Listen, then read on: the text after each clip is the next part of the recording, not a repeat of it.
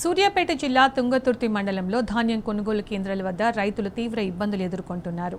రావులపల్లి వెంపటి గ్రామాల ఐకేపీ కేంద్రాలకు ధాన్యం తీసుకెళ్లిన మిల్లుల వద్ద దిగుమతి చేయకుండా రైతులను రోజుల తరబడి ఉంచుతున్నారు. పైగా తరుగు పేరుతో క్వింటాకు 2 నుంచి 3 కిలోల వరకు కోతలు వేసి డబ్బులు తగ్గించిస్తున్నారని రైతులు విమర్శించారు. మిల్లుల వద్ద తరుగు పేరుతో కోతలు వేయకుండా రైతులకు పూర్తి డబ్బులు చెల్లించాలని బీఆర్ఎస్ శ్రేణులు ఆందోళన చేపట్టాయి. తుంగతుర్తి మండలం రావులపల్లి వెంపటి గ్రామాల్లోని ఐకేపీ కేంద్రాల వద్ద బీఆర్ఎస్ నేతలు రైతులు ధర్నా నిర్వహించారు.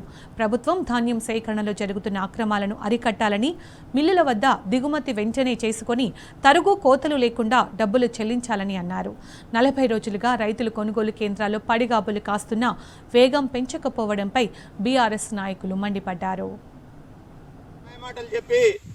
గ్రామీణ ప్రాంతాల్లో ఉన్నటువంటి రైతులందరూ ఓట్లేసుకొని అధికారంలోకి వచ్చి ఒక్క మాట కూడా అమలు చేయకుండా కనీసం పంట వేసుకుంటే యూరియా కూడా ఇచ్చే పరిస్థితి లేనటువంటి రైతులను ఇబ్బంది పెడితే ఏదో ఆరుగాలం కష్టపడి ధాన్యం తీసుకొచ్చి ఐకేపీ కేంద్రాలలో పోసుకుంటే 15 రోజులు దాటినా ఇప్పటి వరకు కాంటాలు పెట్టి లారీలు ఎత్తి మిల్లుల వద్ద దిగుమతి చేసుకునే పరిస్థితి ప్రభుత్వానికి లేదు. ఎంత సిగ్గుచేటంటే ఏ రైతాంగం అయితే రేవంత్ రెడ్డి మాటలు నమ్మి ఓట్లేసిర్రో వాళ్ళని మొత్తం నట్టేట ముంచడం జరుగుతూ ఉంది. మీరందరూ కళ్ళారా చూస్తా ఉన్నారు. ఈరోజు మనం రావులపల్లి ఐకేపీ కేంద్రంలో నిరసన తెలియజేసే పరిస్థితి వచ్చిందంటే దానికి కారణం రేవంత్ రెడ్డి కాంగ్రెస్ ప్రభుత్వం. అందుకే మీరు గమనించాలి, ఏదైతే 2.5 సంవత్సరాల క్రితం అధికారం కోసం ఎన్ని మాటలైతే చెప్పిండో రైతులకు రైతు బంధు ఇస్తా అన్నాడు.